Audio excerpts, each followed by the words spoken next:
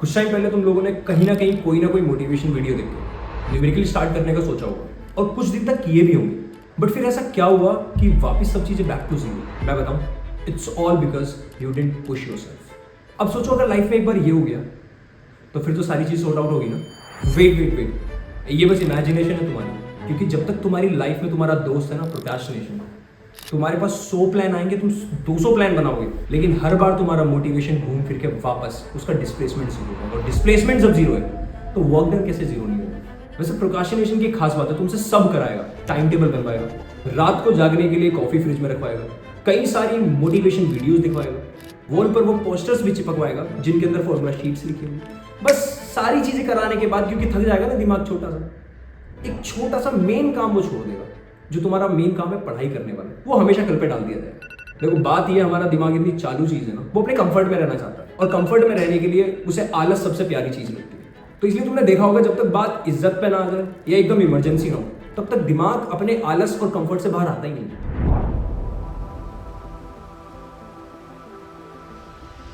रोज सुबह उठो, स्कूल जाओ, आके होमवर्क करो, होमवर्क के बाद कोचिंग अटेंड करो, कोचिंग के बाद उसको होमवर्क करो, फिर अगले दिन दोबारा सुबह उठो, फिर same repeat. Life was completely different back then.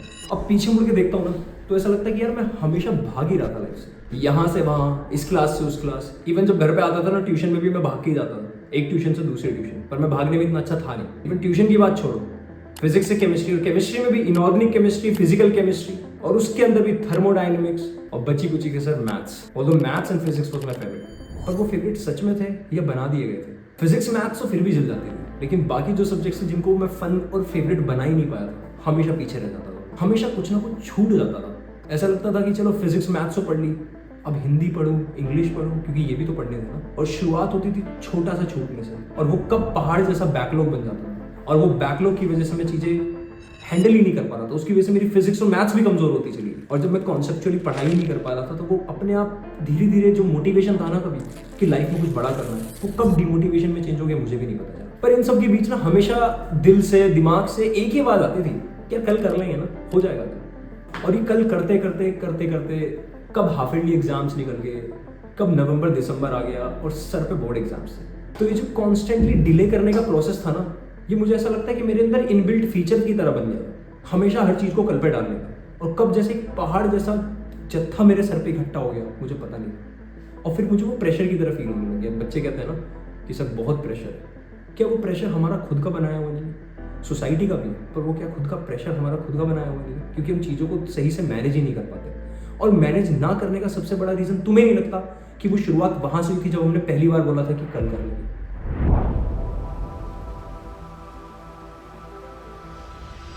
इससे तुम लोग अभी भी रिलेट कर पाओगे। सोचो तुम लोगों को, मान लो तुम्हारे एग्जाम आने वाले हैं और तुम गेम खेलना स्टार्ट करते हो, सोचते हो 1 घंटा खेलेंगे, लेकिन खेलते खेलते पता ही नहीं चलता ना कब 3-4 घंटे हो गए। क्रिकेट खेलने गए, स्टंप्स लगाने में, टीम बनाने में, उसमें कब 2 घंटे निकल गया, 1 घंटा निकल गया, पता ही नहीं चलता। और फिर हर बार दिल से ना एक आवाज आती है घर आके, यार पक्का मैं कल से ये गलती नहीं करूँगा, कल से आई विल बी सीरियस, मैं पक्का कल से 1 घंटा खेल के आ जाऊंगा। पर हर बार हम रिग्रेट करके और बात को कल पे टाल के ना छोड़ देते हैं कहीं ना कहीं। वैसे बीच बीच में एक ना पुश मिलता रहता है हम लोगों को, कोई मोटिवेशन वीडियो देख ली, क्लास में सर ने आज बहुत मोटिवेटेड बात बोल दी, पापा ने कल घर पे बहुत मारा, ये मम्मी ने प्यार से बैठ के बहुत आराम से समझाया। ये सारी चीजें हमारे लिए मोटिवेशन का काम करती हैं। पर क्या ये मोटिवेशन सिर्फ तुम्हारा 3 से 4 दिन नहीं टिकता, और फिर से कोई ना कोई कुछ नई चीज आ जाती है जिस भी चीज से तुम्हारा वो फ्लो टूट जाता है। एक्चुअल में वो सिर्फ एक बहाना है हमारे लिए, हम वो फ्लो वैसे भी तोड़ने वाले थे 4-5 दिन बाद। लेकिन क्या ये हर टाइम का, हर बार का एक प्रोसेस नहीं हो गया कि कुछ दिन तक हम पढ़ाई नहीं करते, फिर थोड़े दिन के लिए मोटिवेटेड फील करते हैं, फिर उसके बाद हम पढ़ाई नहीं करते? तो जो चीज कॉन्टिन्यूटी में होनी चाहिए पढ़ाई, उसकी जगह कॉन्टिन्यूटी में ये हो रहा है कि हम बार बार ब्रेक पढ़ाई, ब्रेक पढ़ाई, यही एक सीक्वेंस चलता जा रहा है। और इस सीक्वेंस हमारे दिमाग में इतना जबरदस्त तरीके से बैठ चुका है ना, हम इस फ्लो को तोड़ ही नहीं पा रहे। एक जाल में खुद ही फंसे हैं जो हमने खुद बनाया। अब मैं पीछे मुड़ के देखूँ ना तो मुझे लगता है कि मेरी लाइफ में प्रोक्रास्टिनेशन का बहुत बड़ा रोल है। मैं पॉजिटिव बात नहीं कर रहा, एक नेगेटिव रोल, जिसने मुझे हमेशा होप्स दी है, मुझे हमेशा मोटिवेटेड रहने के लिए एक फीलिंग दी है, बट मैं मोटिवेटेड रहा नहीं था उस टाइम। पता है ऐसे क्यों होता है? तुम्हें पता भी नहीं होगा, तुम्हारे अंदर एक बैठा तुम्हारा दिमाग, वो इतनी शातिर चीज़ है ना, जो तुम्हें एक अलग ही दुनिया में उलझाए हुए है, जो हमेशा तुमसे आसान काम कराना चाहता है, तुम्हें हमेशा तुम्हारे कंफर्ट में रखना चाहता है, कभी कभी तुमने फील भी किया होगा, कुछ चीजें मान लो तुमसे होती नहीं है तो दिमाग हमसे कहलवाता है कि मेरा मन नहीं था करने का। एक्चुअली में हर एक इंसान ने एक डिनाइल में जी रहा है, जो एक्सेप्ट नहीं करना चाहता कि उसके अंदर क्या खामी है, क्या कमी है। अब हो सकता है वो तुम्हारा ईगो, या हो सकता है वो तुम्हारी अनअवेयरनेस हो। अच्छा सोचो, अगर तुम्हें पूरी खुली छूट दे दी जाए तो तुम्हारा दिमाग तुमसे क्या करवाएगा? वीडियो गेम्स खिलवाएगा, और आजकल तो रील चलवाएगा, पूरे दिन सुलवाएगा तुम्हें, और रात को तुम्हें पूरी रात जगवाएगा। क्या अगर तुम्हें खुली छूट दे दी जाए, क्या तुम्हारा दिमाग तुमसे यही सब चीजें नहीं करवाएगा? और वो सारे काम कराएगा जिनमें दिमाग को थोड़ी सी भी मेहनत ना करनी पड़े। दिमाग हमेशा आसान रास्ते ढूंढने की कोशिश करता है, जिसे हम लोगों ने जुगाड़ का नाम दे दिया। वो जुगाड़ लगाते लगाते लगाते लगाते हम इतने आलसी बन चुके हैं कि हम हर चीज को प्रोक्रास्टिनेट करते हैं। मुझे अब हंसी आती है ये सब चीजें सोच के, काश मुझे ये चीजें उस टाइम पे पता होती। I used to tell myself कि यार आज हल्की बारिश हो रही है, रहने देते हैं इसको। डोरेमोन का एपिसोड छोटा सा रह गया, बस पहले वो जल्दी खत्म कर लेते हैं। या 10:02 हो गए, अब 10:30 से पढ़ूंगा। वो राउंड ऑफ करना अच्छा लग रहा है। शाम को दोस्त के बर्थडे में जाना है, रात को आके पढ़ूंगा। अच्छे काम करता हूँ, कल सुबह जल्दी उठ के पढ़ूंगा, या रात को लेट तक पढ़ूंगा। डेली के डेली में यही करता रहता हूँ। यार तो 10 मिनट लेट हो गई पढ़ने में, अब एक काम करता हूँ, 1 घंटे बाद दोबारा से पढ़ूंगा, पहले कुछ खा लिया। हजारों एक्सक्यूजेज हमारा दिमाग हमेशा हमें देता है, और कहीं ना बैक ऑफ द माइंड हमें भी ये बात पता होती है कि सारे एक्सक्यूजेज हैं, बट हम इन्हें मानने के लिए तैयार नहीं। अच्छा कई बार मुझे पता भी होता था कि ये सारे एक्सक्यूजेज दे रहा है मेरे दिमाग, और मुझे नहीं मानने चाहिए। और कभी कभी मैं एक्चुअल में अप्लाई भी कर लेता था कि हाँ ये एक्सक्यूजेज है, मुझे पढ़ लेना चाहिए, और मैं सच में पढ़ने लगता था। लेकिन फिर थोड़े टाइम बाद पता नहीं कुछ ऐसा, कुछ वापस से रूटीन बिगड़ता था, कोई फ्लो टूटता था, कुछ काम ऐसा आ जाता था कि वापस से सेम प्रोसेस हो रहा है। लेकिन अब मेरे दिमाग को ही भरोसा हो गया कि कोई बात नहीं, कितना ही फ्लो टूटे, कितना ही प्रोसेस टूटे, वापस से मैं कंट्रोल तो कर ही सकता हूँ। तो अब तुम्हारा दिमाग तुमसे झूठ भी बोल रहा है और तुम्हें पता भी नहीं। तुम्हें ऐसा भरोसा हो गया है कि तुम कभी भी किसी आदत को छोड़ के वापस से अपनी पढ़ाई पर लग सकते हो, तो तुम कॉन्फिडेंट भी हो। पर अगर मान लो तुम पढ़ रहे हो और उसके बाद कभी भी तुमने एक बार भी वापस से वो सेम प्रोसेस पे गए ना, तो तुम्हें पता भी नहीं चलेगा कि तुम कब ऑफ ट्रैक हो जाओगे और वापस से सेम प्रोसेस रिपीट होने स्टार्ट हो जाएगा।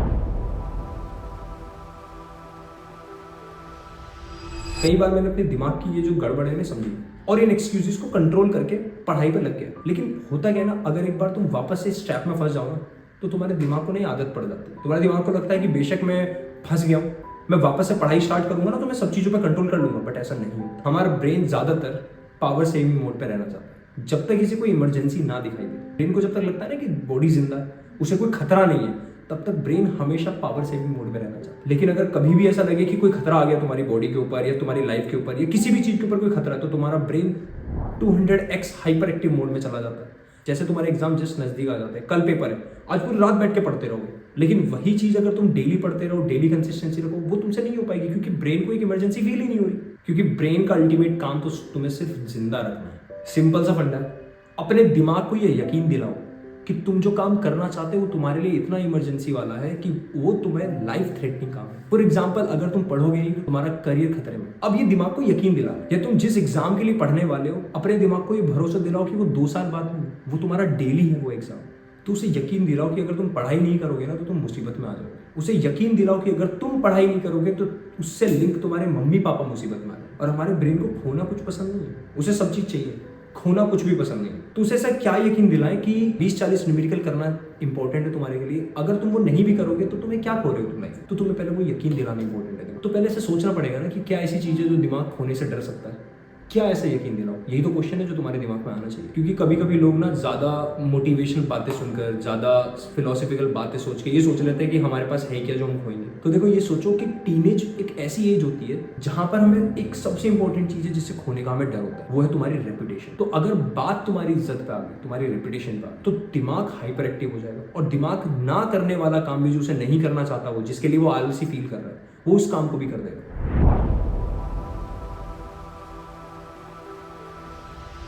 तो चाहे फिजिक्स की बात करूं मैं, केमिस्ट्री की बात करूं, मैथमेटिक्स की बात करूं, या इवन बायोलॉजी की बात करूं, किसी भी सब्जेक्ट में जितने भी सवाल होते हैं ना वो सबसे इंपॉर्टेंट होते हैं। तुम्हें लगता होगा थ्योरी पार्ट पढ़ लो तो कॉन्फिडेंस आ जाएगा, नहीं। तुमने कभी नोटिस किया हो कि जब तुम कोई बैक एक्सरसाइज करते हो बुक की सॉल्व, तो उसे सॉल्व करने के लिए तुम्हें पूरे चैप्टर को रिवाइज करना होता है। ये इवन सिर्फ फिजिक्स के एक न्यूमेरिकल की बात करूं, मैथ्स के एक न्यूमेरिकल की बात करूं, उसमें तुम्हारा सिर्फ एक नहीं 2-3 कॉन्सेप्ट यूज हो जाते हैं।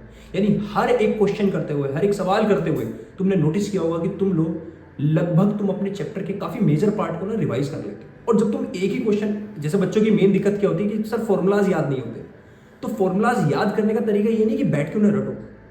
तुम में से बहुत सारे बच्चों के दिमाग में एक और गलत फहमी है, तुम्हें लगता है कि चीज़ों को रटना ज़्यादा आसान है समझने से। नहीं, समझना बहुत ज़्यादा आसान है, क्योंकि जब तुम एक चीज़ एक बार समझ जाते हो उसके रिगार्डिंग तुम बहुत सारी चीज़ें बोल सकते हो। जैसे तुम मेरी देखो, अगर मैं ये वीडियो रट के देख के बोल रहा होता ना, तो मैं शायद वो अपने इमोशंस, वो मैसेज जो मैं कन्वे करना चाहता हूँ ना, तो मैं कन्वे नहीं कर पाता। लेकिन मुझे इस चीज का आइडिया है कि मैं जानता हूँ कि तुम बच्चों को कैसे डील, कैसे तुम्हें तुम्हारे प्रॉब्लम्स को सॉल्व कराना है, इसलिए जो चीजें आ रही है ना वो अंदर से आ रही है। यानी self motivation is the best motivation. मेरा मोटिवेशन है कि मुझे अपने बच्चों को मोटिवेट करना है, किसके लिए? क्वेश्चन सॉल्व करने के लिए। और वो कहीं ना कहीं चीज मैंने समझी हुई है कि किस तरह से तुम्हें समझाना है।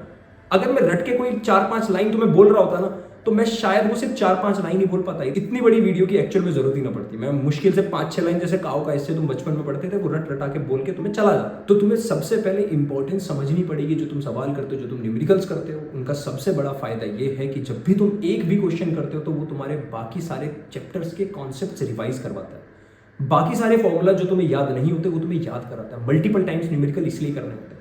जब तुम्हें टारगेट दिया जाता है ना कि 100 न्यूमेरिकल 200 न्यूमेरिकल, उनका टारगेट ये नहीं होता कि तुम बस क्वांटिटी भरते रहो, बहुत सारे क्वेश्चंस करते रहो। उसका एक्चुअल जो मेन एम होता है वो ये होता है कि तुम लोग उन क्वेश्चंस को करते वक्त पूरा चैप्टर रिवाइज करते हो, सारे फॉर्मूलाज तुम्हें अपने आप याद हो जाते हैं। ये तो हो गए न्यूमेरिकल के फायदे, लेकिन न्यूमेरिकल करने के लिए बहुत सिंपल से स्टेप्स हैं, कोई रॉकेट साइंस है ही नहीं। सबसे पहले तुम अपने अंदर पेशेंस लेके आना, क्योंकि आजकल सबसे बड़ी प्रॉब्लम ये है कि तुम लोगों के अंदर पेशेंस नहीं। तुम क्वेश्चन देखते ही सॉल्यूशन पर अटैक करते हो। सॉल्यूशन सबसे लास्ट चीज है। सबसे पहली चीज है पेशेंस लाके क्वेश्चन को रीड करो कम से कम 2 बार, क्योंकि तुम्हें टाइम भी तो अपना बचाना है ना। अब तुम बोलोगे सर 2 बार ही पढ़ेंगे तो टाइम कैसे बचेगा? ये एक प्रैक्टिस चल रही है। जब हम किसी भी चीज को सीख रहे होते हैं ना, तो हमें टाइम देना जरूरी है। जब तुम इस टाइम देना सीख जाओगे, तुम क्वेश्चंस को रीड करना सीख जाओगे, तो तुम्हें एग्जाम में इतना टाइम नहीं लगने वाला। पेशेंस के साथ पहले क्वेश्चन पढ़ो। क्वेश्चन पढ़ने के बाद दिमाग में एक इमेज क्रिएट करो।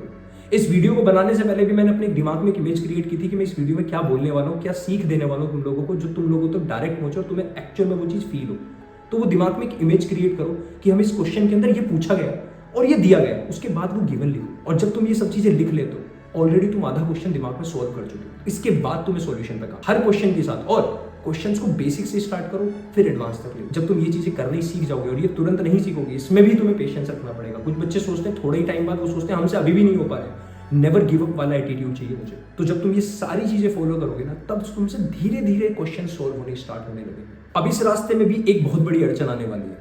जब भी हम न्यूमेरिकल सॉल्व करते हैं, तुमसे शायद बनने भी लग जाएंगे, लेकिन एक टाइम आएगा जब तुमसे कुछ क्वेश्चन सॉल्व नहीं हो पाएंगे। वो सबसे बड़ा डिमोटिवेशन होता है। और उस टाइम पे हर एक बच्चा क्या करता है? फिर से वही प्रोक्रेस्टिनेट, कि चलो अब तो हो गया, अब कल से कुछ करता हूँ। वहीं तुम्हें क्विट नहीं करना, उसी जगह पे तुम्हें रुक जाना है। उस क्वेश्चन को छोड़ के उन क्वेश्चंस को वापस करना स्टार्ट करो जो तुम्हें आसान लग रहे हैं। वो तुम्हें वापस से मोटिवेट कराएंगे, क्योंकि पढ़ाई का मोटिवेशन पढ़ाई से ही आने वाला है, या फिर तुम्हारे उन पेरेंट्स जो तुम्हारे लाइफ में इतने बड़े बड़े सेक्रीफाइस, यही 2 मोटिवेशन लाइफ में काम करने वाले हैं। ये वीडियो सिर्फ 5-6 दिन तक काम करेगी। सोशल मीडिया पर हो, एक स्टोरी डालोगे और स्टोरी में डालो कि आज से तुम डेली 30 न्यूमेरिकल सॉल्व करोगे। So just remember, don't quit.